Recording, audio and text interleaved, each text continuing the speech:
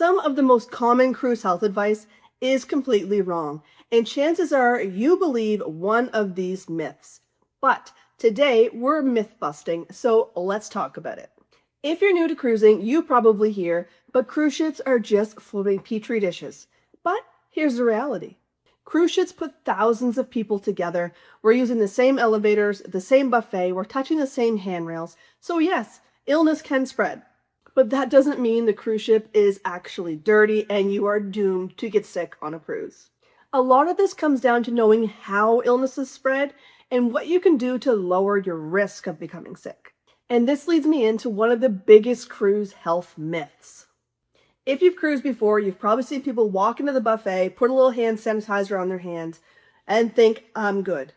But in reality, when it comes to the norovirus, sanitizer doesn't work. You need to use soap and water before you eat and enter the buffet. So when you hear them say, washy, washy, wash your hands with soap and water. Sticking with food, let's talk about the buffet, because there's a lot of videos going around that say what food you should and shouldn't eat on board a cruise ship. But I really think that you should not be afraid of eating the food on board a cruise. I eat at the buffet all the time. I've never been sick, knock on wood. But I do follow basic food safety. Is this food hot if it's supposed to be hot? Is this food cold if it's supposed to be cold? I also watch the people in front of me. If they're touching the food with their hands, I might steer clear of that. Don't be afraid of the buffet. Just follow your clean hands and food safety. Now, if you've never cruised before, myth 4 is probably one of your biggest fears. What if I get seasick? But the reality is, not everyone gets seasick. Some people are extremely sensitive to motion, and some people sail through a hurricane and don't even notice the rough seas. Some people don't know this, especially if you've never cruised, but cruise ships have things called stabilizers. They go out on either side of the cruise ship, and I often tell my clients, it's just like your training wheels on a bike when you learn how to ride a bike. It allows you to only rock back and forth so far, and it's the same as on a cruise ship. But if you're worried about it, there are some things you can do to prepare. And one of the things is knowing the early signs of seasickness. It's not what everyone thinks. You don't automatically feel like you're going to be sick. It can start with tiredness, a headache, dizziness, just feeling unwell or something that's off. And when those symptoms hit, you need to pay attention. Don't wait until you feel extremely nauseated to do something about it. Go outside, get some fresh air, hydrate yourself, get some rest, look at the horizon, and take any seasickness medication that you may have with you. Now, this one goes right along with the last myth. Is people believe that if you're on a big ship, the bigger the ship, the less motion. That's not the case.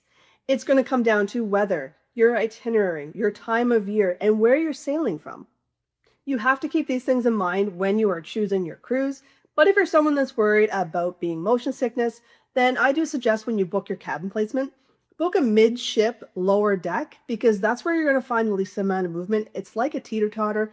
The middle of a teeter-totter isn't going to move as much as the outer aspects of it. So that's how I always explain it to my clients. Also, you need to prepare before you leave. I always have a medical kit that has my seasickness medication in it, and we'll go through that right now. Some of the things that I pack in my kit are Bonine, which is a common seasickness medication. You take it by mouth, and it will sometimes cause drowsiness, so you do have to be aware of this. Another option is scopolamine patches. Now, the only downfall with this is they are prescription medication, so you do have to get this from your doctor. But this is the patch that goes behind your ear. You can actually get a non-medicated one, more of a natural option as well. I'll link that in the description. But these are things that people often use. They also use a C-band, which kind of just gives pressure points on your wrist, and they seem to help people. Okay, so let's clear this up. If you were drinking something other than water, you are not staying hydrated. So let's talk about this part. If you're sitting by the pool, you have the drink package, you're 4 or 5 drinks in, you can still become dehydrated. You need to drink water. So that's a common myth people believe. Now, what I do to compensate for this is I bring something called electrolyte packets. You can put them in your drink once a day, water, put them in your water drink. Drink them and it keeps you hydrated. That way it's going to prevent you from getting things like headaches, nausea, and it can prevent seasickness. Some people think they're getting sick and they're actually not. They're just becoming dehydrated. So on those warm port days, you're doing a long excursion or you're laying out by the pool all afternoon in the sun, just make sure that you drink your water and keep yourself hydrated. Now, this one is really important. Cruise ships do have cruise ship medical centers and trained professionals, but they are not a hospital.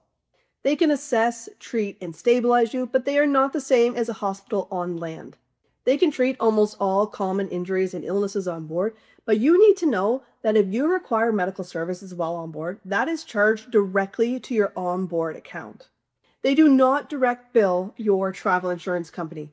This is something very important that you need to know. So if you get sick on board, you require treatment, you need to make sure that you keep your receipts of the amount you paid on your onboard account. You need to keep your documentation from the doctor, any receipts, any paperwork.